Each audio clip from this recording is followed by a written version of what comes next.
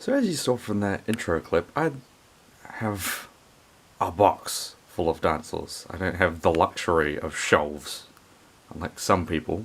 I'm looking at you, Bionicle-saurus. So I'm going to do this in sections, because it's just way easier than I thought. So I'm going to start with Papo. Now from this lineup you can probably tell that I have only one figure that's younger than 2008 from this company. Which of course is the feathered Velociraptor. I have all three T-Rexes.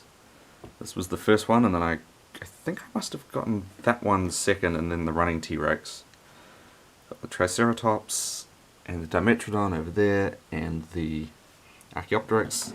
And then there's this guy, the Dilophosaurus, who has been through a lot. Like, these two figures are really, really beaten up because they've been used so much. Next we got my collection of Safari Limited, which kind of looks like a lot, but this is technically only 9 things. So in the back we got my two figures from the Great Dinos series, which is the Stegosaurus and the T-Rex, and this is actually one of my oldest figures. I got it from an op shop from many, many years ago.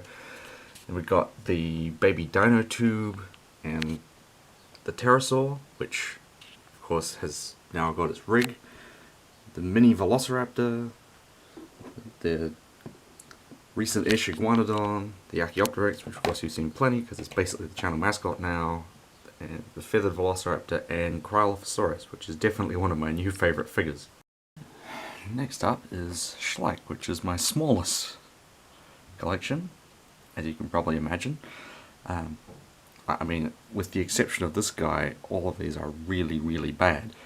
We've got the 2019 Baryonyx, and then 2006 Triceratops. Like, just about the only thing that's right about this thing is the length of the face. Then the Velociraptor and Anhanguera from 2005. God, I hate this thing. It's got a Scorpiovenator head on a raptor body with Allosaurus hands.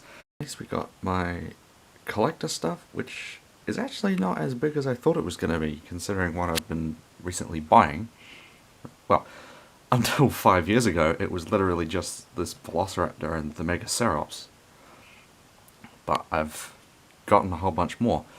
Starting at the back, we've got the Deluxe Dreadnoughtus, and then the Argentinosaurus and Alamosaurus, and then 2006 Velociraptor, and the Megacerops, and the Herrerasaurus, Stegosaurus Corpse, Elasmosaurus, which, well, if you've seen my review of it, you know that I love this thing, and the Bristonius, and the Minmi, which we really should be calling Cumborosaurus. Next we got my very small collection of K&M, which is one of those companies that no one's really heard of. So this guy, I had him forever, and you can kind of tell because he's missing an arm and a foot, so he doesn't really stand up, although I don't think he actually stood up in the first place. But it's the 1997 Velociraptor, and I'm pretty sure it's based on The Lost World, given its colour scheme and the year it came out. And then these 4 came in a set that I got in Australia. We've got a Velociraptor, which is not really good, an Iguanodon, Diplodocus, and a Triceratops, and it didn't come like that, with a broken horn. I did that, and I don't remember the reason why. So then we got the, what I'm calling the miscellaneous section, because it's a whole bunch of little small things. So we've got Lego over there, Geo World, I'm gonna call it like the museum novelty, Science and Nature, and the Equity toys. I'm gonna start with Geo World. So really only got 3 things. It's the original, and these are like from before Safari bought Geo World and turned into some not so good stuff. So I got the original Australovenator. As you can see, it used to have a base, but I removed it because I don't like bases, and it was also an awful colour, so it wouldn't really blend in. But that unfortunately means it doesn't stand up very well anymore. We've also got a couple of fossil kits. We've got the Stegosaurus, which is really, really bad. Like, none of the plates are accurate, and it's tail dragging. This is just really bad all around. And then there's the Ichthyosaurus, which is also terrible, and you can probably tell by the fact that it's not in one piece, because this is really brittle plastic, and the sides of the rib cage and the spine don't match, so you can't attach the ribs to the spine straight because they're curved and one is straight. But for the stuff I use it for, it's actually quite good that it's in several pieces because it can just be like buried at the bottom or something. Then we got these two things. I think I picked this up at a second-hand store, and I added the paint. But this, I think, is Mold-O-Rama because it's from the American Museum of Natural History. And amazingly, despite its stance and its proportions and everything, this is from 1977. This is pre-Dinosaur Renaissance, and it has almost parallel spine. Like, obviously they had to have it dragging its tail so that it could be straight. And then this thing, the pen, yes, this is a pen, but it doesn't work anymore. I can't remember where I got this. I think it might have been at this exhibit in Australia. We've got my Lego dinosaurs, just two raptors, a Coelophysis, and a T-Rex.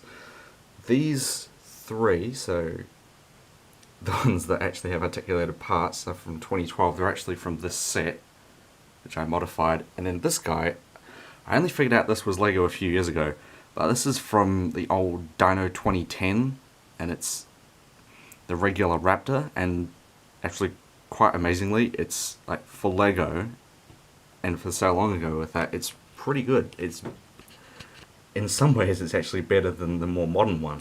Last of all, we've got these guys. So I used to have 4 of these. This is the Science and Nature Leolanosaura, and I think it's from the Canberra Museum. The one I lost, I think, was the only one that could actually stand up, because this one has, I think one leg is too short, or the back leg has warped or something. And then these two can't stand up either. Then we've got the 1997 Equity UCC and Amblin Stegosaurus for Jurassic Park 2. I can't remember why I ended up with 2 of these. But, and you can tell they're Jurassic Park toys because they have the old logo from the original toys, as opposed to the new ones, which are all made by Mattel. And I think, aside from the pose, these are actually really, really good. Yeah, I actually quite like them. I haven't used them for much though, but I will be in the future. And then last of all, we have my Chinosaurs, which I'm not even going to bother to take out of the boxes because there's way too many of them. Like, I've got a whole bunch of weird things because I used to get toys as a kid. I'd get them from op shops, like these things, which are McDonald's toys from Dinosaur. Like I got this, like this weird T-Rex with a speaker that no longer works. I got that as a birthday present. This is horrible. It has an old Giganotosaurus head, T-Rex arms, and is labelled as an Allosaurus. Dryosaurus from that classic Chinosaur series. This one is where all the small and delicate stuff lives, like stuff like this. These are kind of slot together. I've got 2 of these.